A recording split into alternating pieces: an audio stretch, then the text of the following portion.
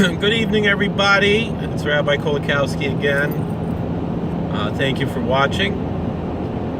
Wanted to make this video this morning, but I was busy with learning with other things and working and so forth. And it just, this morning, during my morning routine, looking through Twitter, I get so angry reading. I say things on Twitter that I would never say to someone to their face. Maybe there's something wrong with that. But I get so upset and angry when I see people maligning the president. And particularly when they call him an anti-Semite. I don't like that term anti-Semite. I'm going to explain this why that is, why I feel that that's an improper term.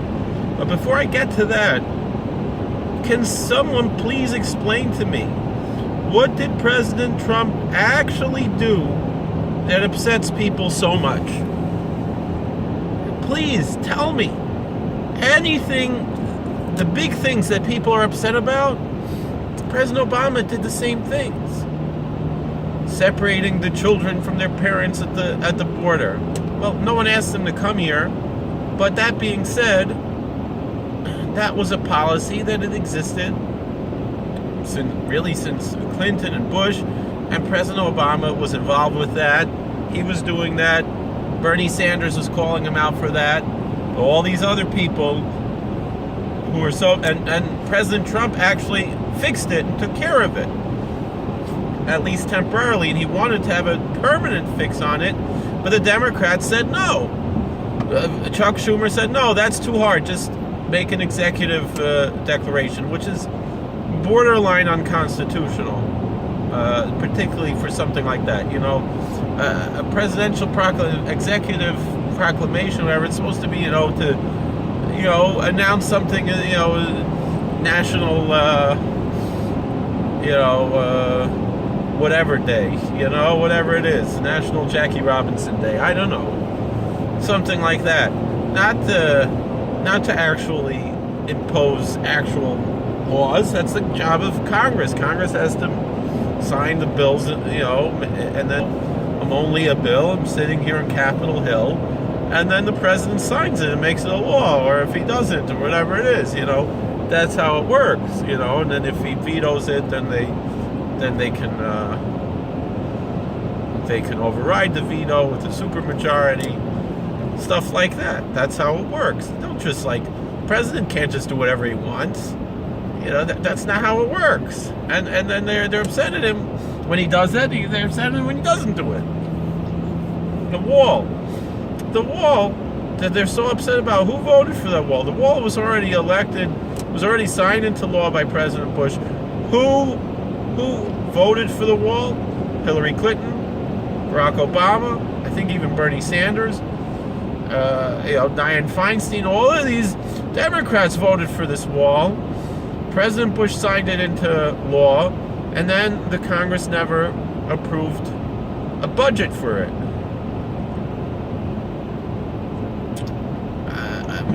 People bring up that he said that there were fine people protesting against statues being taken down by the University of Virginia, that whatever town that is.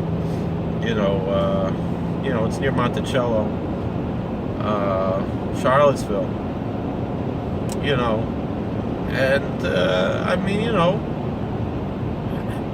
not all those people who were marching against statues of Democrats, by the way, being taken down were Nazis or Klans people. Many of them were. He didn't say they were all good people. He said there were good people and bad people on both sides, which was true. And he was being very generous, saying that those people who were there protesting to stop statues of Democrats from being taken down were fine people, which they were. There are some people who were Democrats who were fine people. He wasn't saying that the Klans people or the neo-Nazis were fine people. He said a lot of people didn't know what this was going to turn into, and it was all a setup. Everybody knows that. Where were the police? Where were the police to make sure that girl didn't get killed? They wanted it to happen so they could blame President Trump for it. It had nothing to do with him. Did any of those people who say President Trump is a Nazi and this and that, how can you even put those two things together? Did they see his speech at the Holocaust Museum where he said that the Jewish people, the unbreakable spirit of the Jewish people is a source of inspiration and so forth? Come on, his own daughter is Jewish. She's more Jewish than all of these hippies and commies and pinkos who don't even keep Shabbos, don't even ask a rabbi, a shaila. You know, people are like, oh, is she really, really frum? Because look, she rode in the car because it's Pekuach Nefesh and Kurv L'Malchus, and there are inyanim in halacha that allow what she did. Maybe a Charedesh Yid wouldn't do it, but the modern Orthodox, some of them, they find kulas and things, and they have what to be saimech on, because really al pi halacha, I mean, if you really learn Shulchan Aruch even, you find out that a lot of the things that we are very machmir on are not actually the halacha. Now, hamachmir tavayel of bracha. It's good to be strict. You get blessed for being strict. We can't demand that everybody be strict. And the fact of the matter is, riding in a car that's driven by a Gentile on Shabbos, yeah, there are reasons why we don't do it. But is it real? It's not a malacha. It's not something. It's not an isser skila. It's probably not even an isser derabanan. At most, it's a grama, a shvus to shvus. You know, especially within Tchum Shabbos, it's something we don't do.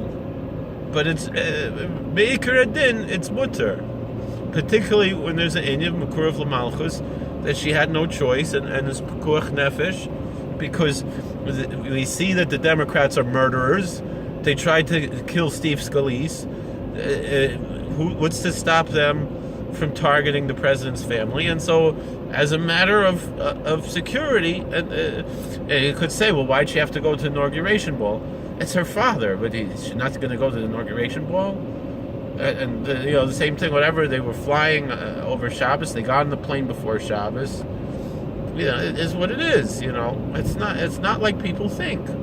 Al pi halacha, there's nothing wrong with it.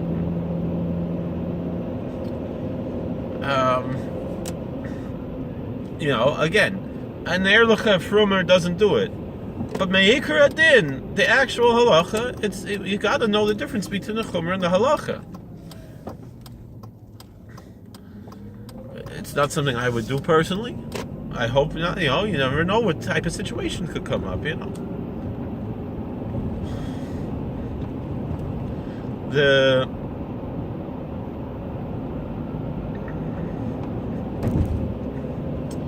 What do you call it?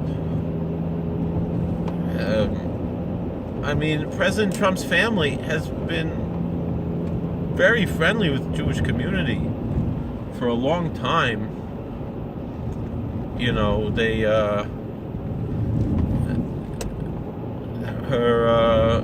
father, he owned a building in Brooklyn. There was a rabbi wanted to open a shul in the building, and the president's father, I think, let him open the shul free of charge. People are like, just because the president is pro-Israel doesn't mean he's pro-Jewish. I agree. I'm not a Zionist, and but on the other hand, I'm not upset that he does things that the Zionists are happy with, if he believes that it is good for America, for American foreign relations, for whatever it is. Israel's a country. I can't change the fact that Israel exists. The only thing that I want to say is it's not in my name. Just because it's occupying a land that my religion considers to be holy. And what does that mean, a holy land? It means that there are certain laws that apply to that land that don't apply to other lands. That's all it means. It doesn't mean like something spooky stuff. It means that there's Shemitah and Leka, Shechapeya, these type of things. That's Maasros and Trumas and Bikurim and that's what it means, a holy land. Israel Kadosh B'Kol Haaretz Mahi Kedushasa Shemavin Menu Bikurim Shtei Alechem. That's all it means. It's not like people make it. Oh, we have to go and settle there and this and that. No, I mean God wants us to be all over the world and be a light unto the nations and pick up the holy sparks. That's how we're going to bring Mashiach, not by shirking our responsibilities of being a light unto the nations and just hiding in a little corner of the world and we're look, we're so holy, we're in the Holy Land. No, you're desecrating the Holy Land doing that. First of all, because are you really keeping Leket Shich Peah? Are you really keeping Shemitah and Trumas and Maasros? Do you really know the halachas behind these things? Or you just are you desecrating the land? You're relying on Heter Mechira or whatever. Why is that even necessary? Why even go to Eretz Yisrael when, it doesn't make sense? And you're going to say, oh, look, the Holocaust happened because we didn't have a state of Israel. What the hell are you talking about? Look at how many Jews have been killed in the state of Israel because of Zionism. It's the exact opposite. We could argue back and forth about what happened before the state. And the fact of the matter is, no, it wouldn't have made a difference. God is in control. If God wanted 6 million Jews to be killed, that would have happened, with or without the IDF. But now with the IDF, it's taka. It's that they're causing the Yadayim to put Jews in danger, and this is what, and the thing is, all right, who's a Jew? What's Judaism's a religion, not a race. There was some guy calling himself a rabbi who was harassing Charlie Kirk and trying to sell communism as Judaism, and saying that socialism is a Jewish value, when socialism is anti-religious. And then he's saying, oh, he's not Orthodox. The Orthodox, they brainwash their kids, and this and that. And this guy's calling himself a rabbi. And Charlie Kirk is saying, I don't understand. Judaism is a religion, not a race. This guy's not Jewish with this hippie. His parents or his Bubbas and Zetas might have been Jewish. The Rambam says a Jew who's Mechal Shabbos b'farhesia is ka'akam l'chol davar. If he doesn't keep Shabbos, he's nicht kein Yid. What? Did he really? A little bit. So that's all I have to say. So this term anti-Semitism tries to racialize Jewish identity and take away the religious element, which is part of the Nazi ideology. And when someone says that someone is Jewish without believing in God, without believing in Torah, so then they were really giving into Hitler's ideology, because that was Hitler's ideology, that Jews are a race and not a religion, even though he was also opposed to the religion. And he was opposed to the race because he was opposed to religion. What happened here? Did this turn off? Or is it still running? It's still running. So anyway, the truth is that Judaism is a religion. And the Rambam says very plainly that a Jew's Mechal Shabbos for Hesia is Ka'akum Chol Davar. He's not considered Jewish. He's not considered a Gentile. He's like a Gentile, but he is not Jewish. He loses it. He can't count for a minyan. He can't. His wine isn't kosher. Now we can discuss someone who shows up at shul, even if they drive and they park a little bit away, or even according to Chacham Avadia, they go and they say Mekadosh Baruch Atah Hashem Mekadosh of Shabbos, or even say Amen to that, and they know what they're saying. There is what to say that's already a Shomer Shabbos, meaning that even if they don't keep all the halachas of Shabbos, and they might even be Chayiv Misa, but they don't have a din of a Mechal Shabbos because they still hold their Kedushas Shabbos. But someone who denies the whole etzem concept of Kedushas Shabbos, and they don't even care about it, or they're heretics, they go to Reformed temples that don't even believe that God wrote the Torah. That's not Judaism. Now I understand that people, they grew up and they don't know any better, they might have a din tinik shenishbo. Still, there's halachas about that. There's still means they're chayav one korban, not a korban for everything they do, something like that. There's chilukei deyas. The Brisker Rav said nebuch and apikoros, och and apikoros. So it's not so simple, but God bless. Please like, share, and subscribe, comment, and we'll talk later. Thank you for watching, listening.